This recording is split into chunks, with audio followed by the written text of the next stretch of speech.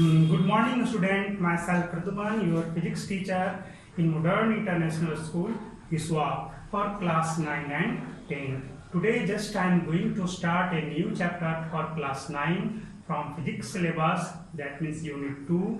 Your chapter is force and laws of motion. In this chapter, you have to study about force, kinds of force, balanced force and unbalanced force, inertia, types of inertia, laws of inertia, inertia and mass, and relationship between momentum, laws of motion, that means Newton's first law of motion, second law of motion and third law of motion.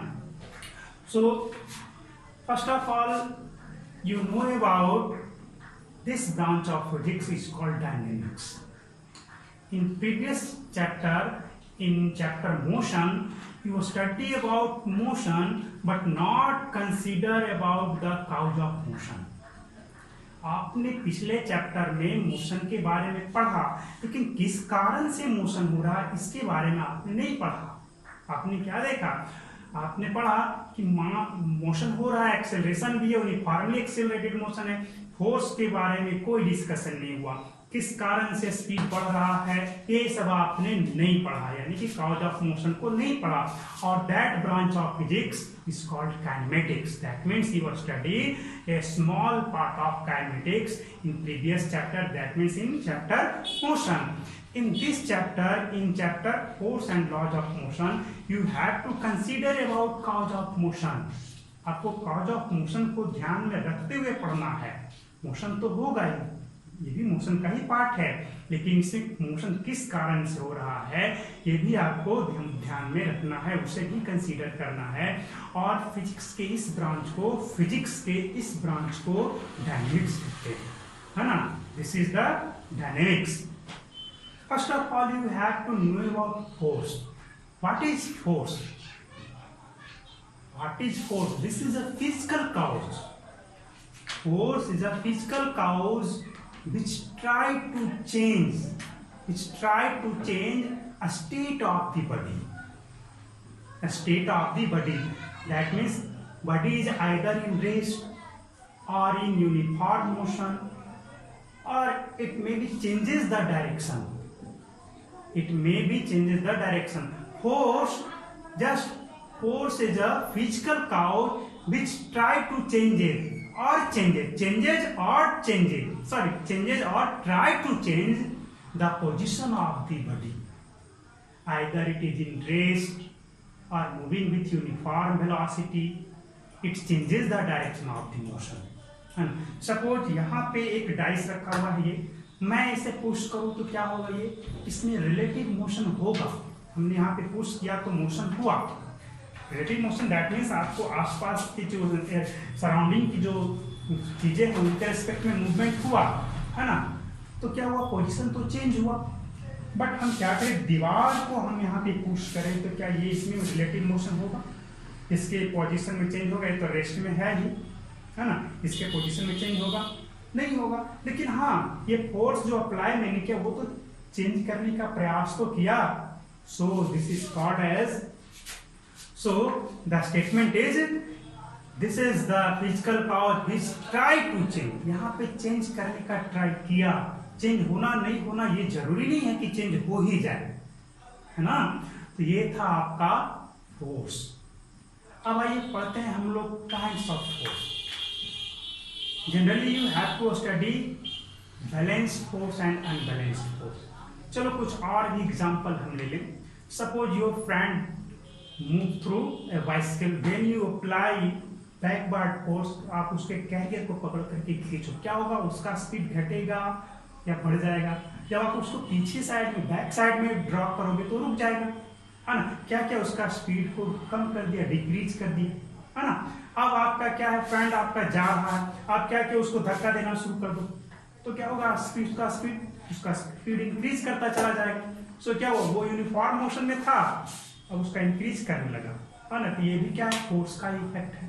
हम एक rubber band ले लें, उसे इस तरह से खींचेंगे तो क्या होगा, उसके लेंथ में तो उसका जो नेचुरल जो आपका साइज था उसमें तो इलास्टिकेशन हुआ, शेप में बदलाव हुआ ना। तो फोर्स जो है शेप में भी चेंज करता है, शेप में भी बदलाव ले आता है ना। ये है आपका फोर्स। चलिए और भी कुछ एग्जांपल ले लें। जैसे सपोज आपका ये पेन है, इस तरह से जा रहा है, सॉरी नीचे गिर रहा है, हम इसको रास्ते में इस तरह से पुश कर देते, क्या नीचे डायरेक्ट फॉल करेगा? नहीं, अभी होगा इस तरह से डाउन, इस तरह से, तो क्या इसका डायरेक्शन चेंज हुआ कि नहीं? बिल्कुल। तो फोर्स जो है डायरेक्शन को भी चेंज कर देता है, फोर्स जो है डायरेक्शन को भी चेंज करता है, मूविंग बॉडी के डायरेक्शन को भी चेंज करता है ना। तो आइए आगे इसके बारे में पढ़ें। तो ये था force, that means force is a physical cause which changes or try to change the position of the object. Either body is in rest or moving with uniform velocity and changes the direction of the body. Now, balanced force and unbalanced force. When several forces acting on a body simultaneously, several forces that means बहुत सारे force एक साथ किसी body पर apply हो रहे हों, at that time if there is no any relative motion, then the force acting on the body is called as the balanced force. और इस तरह इसको एक एग्जांपल से देख करके समझा जाए। सपोज ये आपका एक बॉडी है, इधर से मैंने पुश किया, इधर से कोई दूसरा पुश किया, इधर से 5 न्यूटन, इधर से भी 5 न्यूटन, है ना, दोनों तरफ से 5 न्यूटन का फोर्स अप्लाई किया गया, है ना। What is Newton? First of all you have to know about Newton. Newton is the SI unit of force. Newton is the SI unit of force.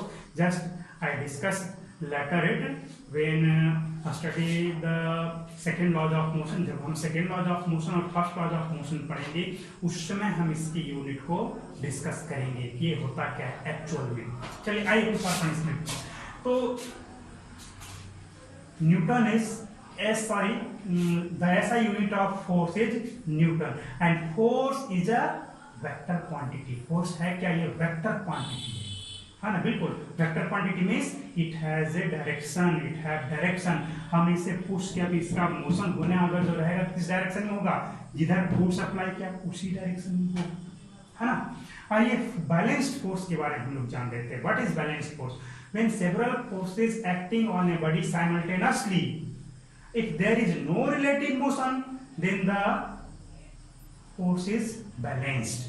जैसे यहाँ पे मैंने एग्जांपल में लिया कि 5 न्यूटन का इधर से लगा, दो फोर्स एक साथ लग रहे हैं, बताओ इसमें कहीं भी मोशन हो रहा है? नहीं, ये जहां पे था वहीं पे आपका रेस्ट में है। दैट मीन्स आपका इस पे किसी तरह का फोर्स नहीं लग रहा है, और ऐसे फोर्स को हम लोग बैलेंस्ड फोर्स कहते हैं। फोर्स तो लग रहा है लेकिन फोर्स क्या है? आपका बैलेंस्ड है। क्लियर? जैसे यहाँ से एक फोर्स लगा दिया, है ना, एक इधर से आपको लगाया फोर्स, इस तरह से लगा दिया, कहीं से भी जैसे तैसे बहुत सारे F1 force is denoted by a letter F, F3, F4, F5 and F6. If there is no relative motion by applying up to force F1 to F6, then the force is balanced. Clear हो जाना चाहिए, है ना। तो ये था balanced force. अब आइए कुछ और सीख लें। Unbalanced force, if several forces acting on a body simultaneously and there is a relative motion on the body,